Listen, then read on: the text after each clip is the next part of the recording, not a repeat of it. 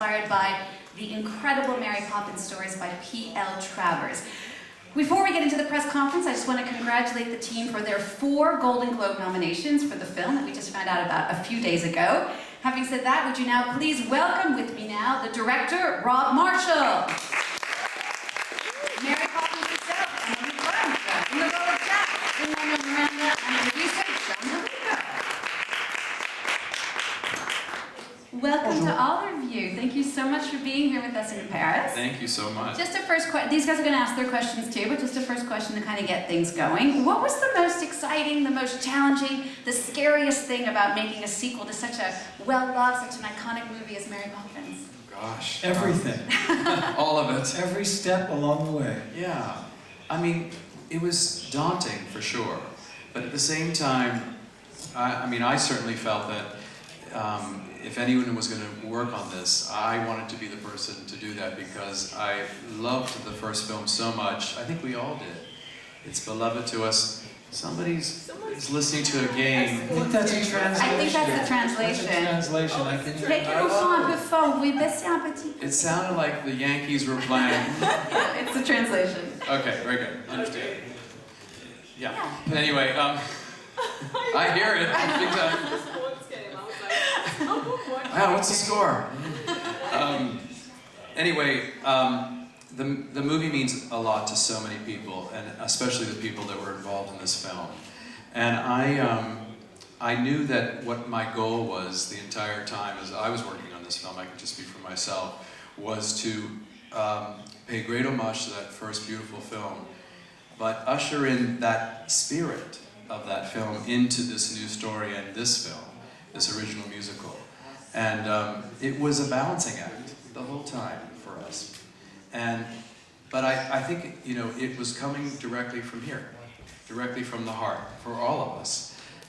We knew the bar was incredibly high. We know the bar is incredibly high. So it was something we were reaching for together. And all of us, I think, feel the same way. We have a great feeling for this piece. It has a great special place in our hearts, for all of us. Vos questions peut-être? Qui voudrait poser une question en premier? Voilà, juste ici. Alors, un microphone, je pense. Ça arrive. Voilà, juste ici à droite. Hop. Ok, allez-y. A question for Emily Blunt. I'm Thierry from TSL Jazz, a jazz radio in Paris. We have some songs swing jazz in the movie. It's a special part for you to sing with jazz, with horns. With horns? Yeah. Love your accent. With horns.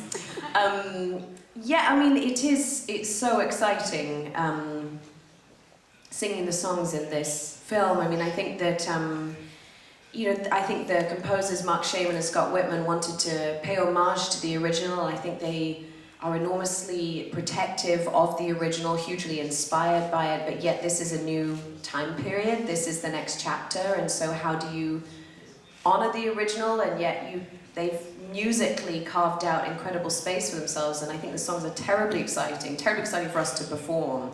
And certainly those big show-stopping numbers, which have a huge orchestral presence to them, are just, thrilling to sing and to dance along with, So yes, I loved singing to the horns. And also if I've understood correctly, they kind of tweaked the songs as the development process went to really suit your strengths. Is that correct? For sure. I mean, I think the songs for us felt like tailor-made suits by the time we were done. They were incredibly collaborative, and sometimes there were many songs that didn't end up being the chosen ones. For my first song, there were about 3 or 4 different versions. For Lynn's first song, there were about 7 different versions, and it's really about waiting until you've found something that feels perfect to everyone, to Rob, to me, certainly to the composers. And that's the excitement of working on an original musical. This is an original film musical. That is such an endangered species. And it is so, and that requires a development process. So we worked, you guys worked on the script even longer than us, but since we were cast, we got to try out lots of different songs until it felt not just right for us as performers, but for the moment. And we were lucky to know who was playing the parts as we were writing it, in addition to the songs, but the script as well. And it always helps to tailor-make these parts for these actors. And how exciting for both of you.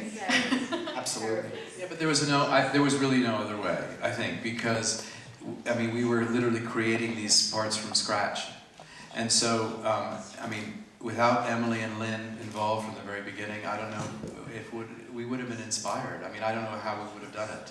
So, I mean, they were with us literally. This took 3 years. We started writing in 2015. They were on board almost right from the very beginning. Yeah, we had a writer's workshop, and they were part of that, so we were able to really delve into these characters and the script. And then we had 2 months of rehearsals, which you never get on a film. And it's crucial for Rob and myself. We like the rehearsal process. And that's how we all bonded together, and the company really became a family. And I think you feel that. The relationships are very deep. That we're able to. Thank you. Une autre question? Voilà, là-bas au fond, là. Hi, Céline Fontana, TV Magazine. A question for Emily. How did you prepare yourself to become Mary Poppins? And what will you keep from her?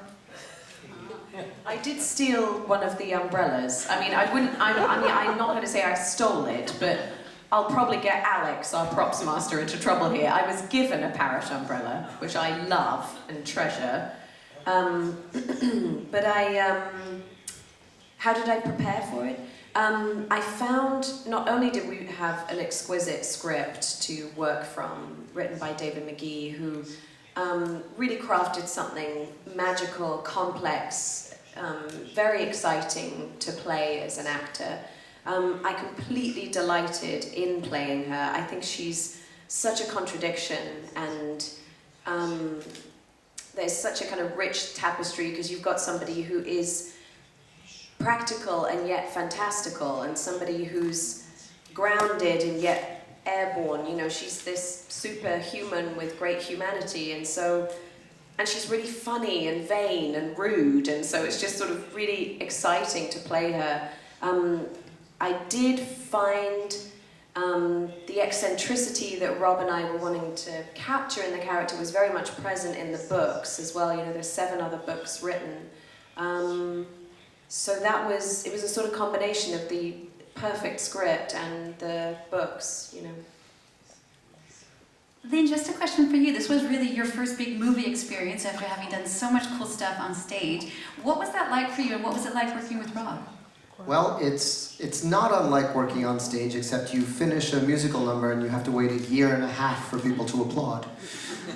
That was the biggest difference for me, but it was honestly because Rob and John come from the theater. I can't think of a better preparation. Having those 2 months of rehearsal, having us really form a company within that rehearsal, and the other thrilling thing about this is we were building a new musical, which I do know a little something about, and so it was a joy to be a part of that process as an actor. Alors ici, madame. Oui, une question pour Rob Marshall, s'il vous plaît. J'ai été particulièrement épatée, je ne suis pas la seule, par le formidable ballet des allumeurs de réverbères, qui ne sont pas seulement des danseurs, mais ils sont d'authentiques gymnastes. Est-ce que c'était justement le critère pour y participer, et comment les avez-vous entraînés? Okay, she's saying she loved the lamp lighting number, particularly not just because of the dancers, but because of how athletic and gymnastically they were, acting and dancing. How important was that a criteria for you when you were casting, not just Lynn, of course, but all the dancers in that sequence? Did you go look for acrobats, dancers? How'd you find them? Well, that whole sequence was a dream for myself and John, being ex-dancers and choreographers. I've always wanted to do a production number of that length. It's an 8-minute production number with guys, of course Mary, and the children too. But it's really a male number, an athletic male number, and it's masculine, very much so. And that's something, you know, we come from that. I mean, I probably would have been in the movie if it were in the 80s. I would have been the Lamplighters. But I will say that I always look for character, and John and I are very similar this way. You know, I love great dancers, but if there's no character to them, you know, they're in a film playing people. So it's very important for me to find dancers that have their own personality, their own sensibility, their own something special, led by Lin-Manuel, who has all of that and more. I love working with actors who are singers and dancers. That's something that's really important to me because I think without that it becomes very vanilla. I always look for people who are bringing these characters to life, and I don't care if that's through acting or singing or dancing. It all comes from a place of truth. And so, you know, I think when you watch that number, you feel an eclectic group of men. So it feels like, you know, there's short ones and big ones and tall ones, and with such. The cyclists and the parkour. Yes, exactly. But we did hire, specifically, we did ask for people that we were interested in some sort of gymnastic ability, and then we did audition, you know, the bike people that rode bicycles, and people that did tricks, and yes, we knew we wanted to pepper it with that, because it is this abandoned park, and we wanted to just use everything we could. Yeah. But Emily's right. I mean, having those parkour, I mean, that was incredible. Those guys, those stunt guys, had never been in a musical number before. I don't think they knew. That was very funny, actually. You trying to teach BMX riders timing and yeah, you've got to make your entrance on 5. They were like, what do you mean on 5? They were some of the best BMX riders in the country. Yes, they were like, what's 5? And you were like, and 3, 2, 1, and like never got it right. I said, if you don't come in, then you're going to get hit by a dancer. So you got to come in on the set. They were fantastic, though. They learned quickly. Une autre question juste ici. Hi, thank you for being in Paris today with us. I have a question for all of you guys. How did you succeed in giving a new life to this Disney classic for the new generation, but still giving a touch of nostalgia for the old generation? Thank you very much. That is a great question, because throughout the movie we do have these little hints of the first one, whether it's musically and some of the things we see. How important was that to you, Rob? Well, it really was a balancing act, like I was saying before, the whole time, because you want to pay great respect and homage to that first perfect film, but at the same time you really want to make a new story. And so it was, you know, it really was about finding our story. The books are episodic adventures, and there's no real narrative to any of them. So we were able to use them for the set pieces, the musical set pieces, and some of the characters in the piece, but not so much the narrative. So David Magee and John DeLuca and myself created a story, and that was our way in. And I think, and I will say, like Emily was talking about going to the books, we went to the books too, to start and find our way. And because the books were written in the Depression era in London, that was a big key for us. And I have to say, setting it in the Depression era felt very current to me. I felt like, you know, we can all understand the struggle of that time, a darker time, and even holding on to your home. All of those things were something very, very, very current. And so that was one of our ways in, and that helped for sure. But, you know, how do you do both? It was this constant balance, but I will say I was very aware of not abusing it and not reaching to the. I mean, I was more interested in creating something new, and found very specific and strategic places to pay homage, and then obviously spent most of the time focusing on creating an original musical.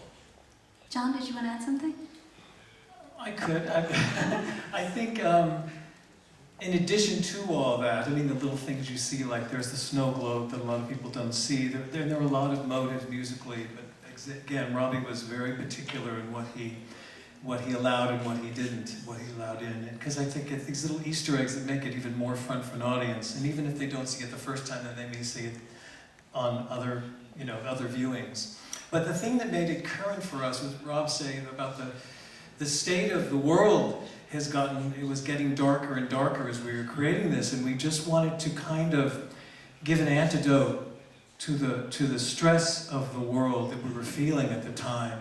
And kind of, people were becoming so inured to the violence and cynicism of our world that we wanted to break through that. We wanted the clouds, the dark clouds to part, and Mary to come through, Mary, metaphorically Mary, Emily, and give just a shard of light to the times as they're becoming kind of scary. And so that was another reason we felt we really, the time was right to do it now. And another thing on the time was right is because these three people that I'm next to I mean, we get to have Emily, I mean, who no one else could do. As Rob has always said, there was one person for this role, and it was Emily Blunt. So then we got the go-ahead to do it, and then we had Lin-Manuel. I mean, the brilliance of these two, to be able to have them in this world at this time, and then we have Rob Marshall. And, I mean, what else can I say? That there was no one else that could have tackled this material like Rob did. Absolutely, yeah. His genius of inspiration on this film is unparalleled. And I was able to be there every day, and I saw every bit of it. He sculpted this creation with the care, the delicacy from every little, the minutiae and detail, but never losing sight of the whole. And I think that's a true artist, to be able to do that, to craft that. Yeah, Lynn, you said you think Rob's born in the wrong decade. Yeah, Rob, if he were born earlier in the 20th century, we'd be talking about him with Vincent Minnelli and Stanley Donen and the makers of those great MGM musicals. And so to be able to be on board with an original musical from him, it was a dream come true. On a une question juste ici. Bonjour, vous évoquiez tout à l'heure la dimension politique qui pouvait y avoir un peu souterrainement dans le film. Elle était déjà présente dans le premier avec les suffragettes. Là, il y a une évocation des banques qui ressemble un peu à la langue des hommes, qui sont à la fois la meilleure et la pire des choses. Est-ce que c'est ce que vous avez voulu laisser entendre dans ce film? So he's saying there is this sort of political subtext to the film. In the first one, you know, there were the suffragettes and everything. In this one, we really kind of see the dark side of the banks and bankers. Was that something you were sort of going toward? Well, it's inherent in the Depression era in London, I think, and you know, the fact that they were losing their home was part of the time then. And but I think, you know, it's actually in a way a more personal message about loss and how you deal with loss. I mean, they were dealing with, of course, the loss that adulthood brings, Michael and Jane, as they have to deal with the real struggles of life and so forth. You forget the wonder and the imagination that children have, and that sort of disappears and goes away. But specifically for this family, they were dealing with the loss of a loved one. And how do you repair? I mean, I think it's compounded by the fact that it's the Depression era. I mean, it's all falling apart. How in that dark time, how do you find the light? And the way they found that light is because Mary Poppins comes back, returns, and helps them in the most beautiful way, because it's not sort of laid out. She does it in this beautiful roundabout way, where they discover it themselves. And that's the extraordinary thing about the character and the way Emily played it, is that she lets them find it on their own in such a beautiful way, and then she's gone. And so I mean, that really is obviously the message of the film. You know, how do we all get through? I mean, how do you get up in the morning? How do you deal with loss? How do you deal with grief? How do you deal with struggle? How do you deal with all of that? Well, if you can find light, if you can find an injection of hope in some way, I mean, that's how you move forward. And it's all through the P.L. Travers books, too. This wonderful idea that if we look at life through a child's eyes with that sort of sensibility, it can lift you and help you move forward. Emily, it's funny, everyone was saying before they could only see you in this role, and it does come up all the time in the press, but I'm curious to know, what did you think? Did you only see you in this role? I mean, what was the conversation like when Rob said to you, you're going to be, or do you want to be Mary Poppins? I mean, I have to say, just, you know, however much I had a sort of momentary sense of trepidation, because she's so iconic, and also because Julie Andrews is so very iconic. So, you know, you feel that weight of responsibility, and yet I just knew I was going to do it, and it was an instantaneous yes for me. And that's in a huge part to Rob, who I'd worked with before, who I knew would approach this with such elegance and depth and heart, and I knew this wasn't going to be the sort of 2018 version of Mary Poppins where, as you said, I'd be singing Let It Go or something. I was like, that would have been my nightmare. You know, I think that nobody wants to see that version of Mary Poppins because she's emblazoned, and the movie is emblazoned into people's sense of nostalgia. It's kind of, you think of your childhood when you think of Mary Poppins, and so you've got to honour that, and yet with a character like this, I found her so thrilling to play that the thrill very quickly overwhelmed any fear, you know. D'autres questions? Voilà, juste ici. Bonjour, donc, question pour Emily Blunt et Lin-Manuel Miranda. Il y a 50 ans, Julie Andrews et Dick Van Dyke sont devenus des icônes de chez Disney, mais aussi pour toute une génération. Est-ce que vous pensez, est-ce que vous appréhendez aussi le fait de devenir des nouvelles icônes pour la nouvelle génération, voire même des icônes du cinéma? Okay. So the question is Julie Andrews and Dick Van Dyke obviously became icons thanks to this movie, to a whole generation. How do you guys feel about potentially becoming this new generation of icons for a new generation of filmgoers? I'm so freaked out that I have a Barbie doll. That's when it became real to me, when they showed me the Barbie doll of Jack the Lamplighter. Ken doll. Yeah, Ken doll, but in the Barbie line. Barbie line. And it was, so it's very surreal, but I think what prepared me for it was actually bringing my son to set every day. I brought him every time there was a musical number. And, you know, when we filmed Triple Little Light Fantastic, I sat him where the Banks children sit in that number, and I watched his eyes grow the size of dinner plates. And that was a sneak preview of how I think kids are going to react to this movie. It happened with my own son first, and he thought Daddy was very cool. So that's a pretty great legacy, if that's our legacy. How about for you, Emily? Well, I think I don't know, the word iconic is so overwhelming. Actually, it's just like honestly, I've seen firsthand, especially with children, where it's moved me so much to see the spellbinding effect of this film. And you know, I think that she's a character that is incredibly transporting for people, and certainly she's like she's my superhero, you know. So I guess I finally get to do a sort of Marvel character. It's like my version of a superhero. But I think, I mean, my own daughter, just to talk about our kids, you know, she said to me for the first time a few days ago, she said, do the voice, do your Mary Poppins voice. And I said, speak spot, and off we go. And she went, you know, it was for the first time she'd sort of come to terms with the fact that, I mean, she'd seen the film and she understands that I'm playing a part, you know, but I think that's when I feel the same. If you can be a hero in your kids' eyes before they become teenagers and we're inevitably embarrassing. We know, you were Mary Poppins. Yeah, we'll sort of take the iconic look in their eyes right now. Ok, juste ici, je pense. C'est qui a le micro? Voilà. Bonjour à tous, du coup j'ai une question pour vous tous. On parlait justement de Dick Van Dyke, j'aurais aimé en savoir plus sur sa participation à ce film-ci. Okay, could you all say a bit about Dick Van Dyke and his participation in this movie and what it was like when he was on set? Dick Van Dyke has more energy at 92 years of age than I have ever had in my life. He is human caffeine. And the 2 days he was on set were, I think, if you spoke to any of us, some of the most magic. Because it's a connection with that first film. It completes a story arc from that first film without giving anything away. And he's magic. You are more alive and more happy because you're in the same room as him. I've noticed when people watch the film, he gets 2 ovations. One simply for existing. He walks in the door and they go, Dick Van Dyke exists! And then he begins to fully Dick Van Dyke out, and everyone starts cheering again. So it was a thrill to have him on set.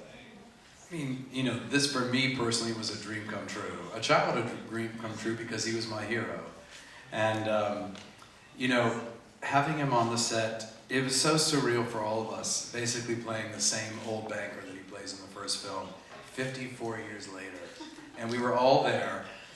He actually grabbed my hand as we were walking on the set and said to me, I feel the same spirit on this set as I did on the first film. And that meant so much to me personally, so deeply.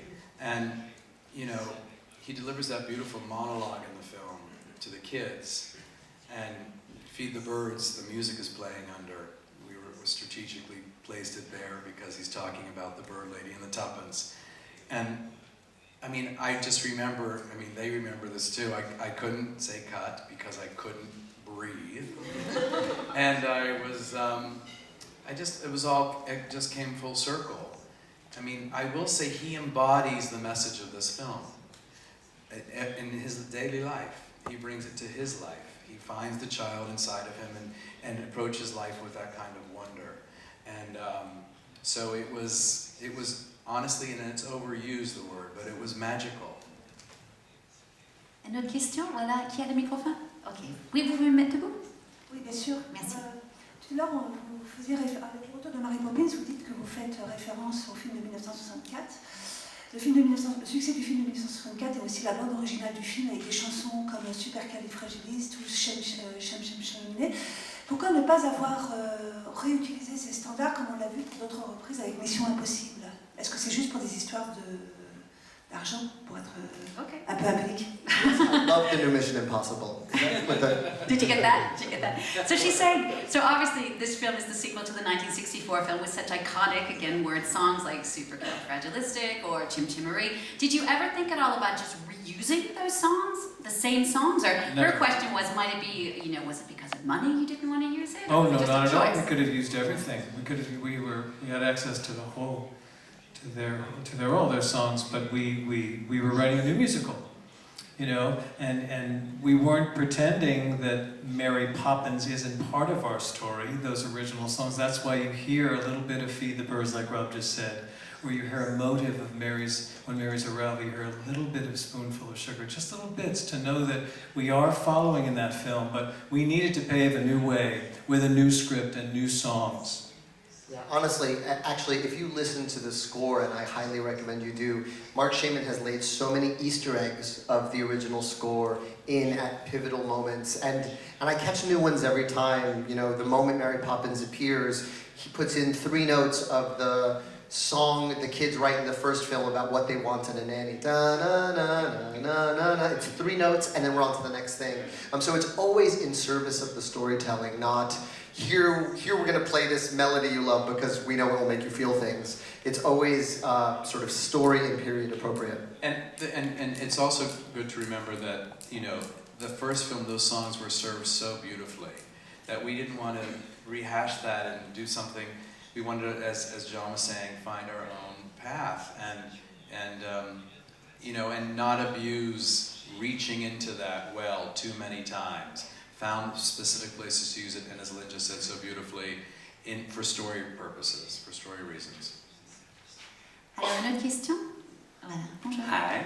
I would like to know what was the funniest scene to turn or to play for each one of you, and if you got some anecdote. Okay, the funniest scene to shoot. Was there any funny anecdotes, moments of unstoppable laughter, people falling over? I mean, I think with Meryl Streep, we laughed all day long. An absurd number, I mean, and watching her go full sort of vaudeville in that number. She had such a delicious character to play. She had this accent from who knows where in the world. And I think she was showing off for the kids a little. Like every time we were filming, she just had this very mischievous air about her. And so, I mean, that was one of my favorite sequences. My favorites were the little boy that plays Georgie in the film had never acted before. So he doesn't have a self-conscious bone in his body. He doesn't know what it is to be self-conscious or to restrict himself. So he just lets his impulses come out, and it kind of drove some of us crazy who had to rein him in. But most of the time, it was the most enjoyable thing. Like he says action, and you know, Emily's doing things, and he'll just be playing the scene. He'll just be doing what a child would do. And so for me, that just tickled me inside and made it so enjoyable, those scenes. How about for you, Emily? Oh, God. Emily and I are always like, well, I mean, we laugh all day long because we find, I mean, Emily's hilarious, I mean, it's a funny group of people. But I never can think of anecdotes. No, I'm so I can bad never at think of anecdotes because there's always some sort of in-joke that happened on set that no one else would find funny, but I don't know. The things that made me laugh were things that didn't make Emily laugh so much. Is when Like we kept what? on putting her like so high in the air that it was so scary. They thought that was really funny, We but thought I that was was really funny scared actually. Because Robbie would say, "Don't worry, we'll just do it once," and there they'd hoist her up. Like 60 feet. I mean, I did almost call lunch when you were up there. Oh. So to us it was amusing, and poor Emily, who doesn't love to spin, we keep on making, she goes, don't tell me it's another spin. And so we would... I'm actually very proud of the fact that Emily and Lynn did most of their stunt work on their own in this film. And that's pretty amazing, I will say. And dancing. No, they did. Well, they did all the No, all the But I'm dancing. saying, but it's hard dancing. No, yeah, but I mean some crazy wire work. They did all that. No, but even the underwater, Emily going up and spinning up the water. That's her. And that's all Emily. Yeah. Picking up those sponges underneath the water and doing that forward aerial cartwheel, walkover, whatever she does. And that's all Emily. Yeah. They just trained and trained her. And Lynn jumping up onto Big Ben, being thrust up there. That's him, and climbing. And he would, I mean, you were exhausted. Yeah, but it was the best. But he was very, he was charged by it, I must say. Because I felt very badly what we would put him through, both of them through. But they were troopers and just dove in and never once said no. And that's a real bonus for us. Il y a une autre question juste ici. Bonjour, Olivier Beauvin, journaliste groupe Centre France La Montagne. D'abord bravo parce que c'est un beau rayon de soleil dans ce monde de gris, cette Mary Poppins, dans une industrie cinématographique américaine dominée par les super-héros, les blockbusters. Est-ce que Mary Poppins est un peu quelque part une exception culturelle ou est-elle aussi une super-héros? C'est un peu ce qu'il disait avant, mais peut-être pour revenir dessus. He's saying, thank you for your film. It's really like a ray of sunlight during these great times. But he's saying, we were talking before about the whole superhero thing. Would you say that Mary Poppins is a cultural exception to superheroes, or is she, as Emily was saying before, her own superhero in today's world, for today's world? I mean, what I love about the character is that she's so mysterious we don't know. I mean, she's enigmatic. Who is this person? Is she a superhero? Is she real? Is she not real? What is she? I mean, I will say the thing that Emily brought to this character, which no one could have on the planet Earth, is so many layers to this gorgeous character. So many, because it's not just, it could be so easily played as a cartoon, a two-dimensional character. But because Emily plays her, there's such a humanity to the character, and such three-dimension. And so you feel, of course, the facade of the strict and proper nanny, but underneath that, there's that humor that Emily has, and the heart, the beautiful heart that she brings, and the warmth.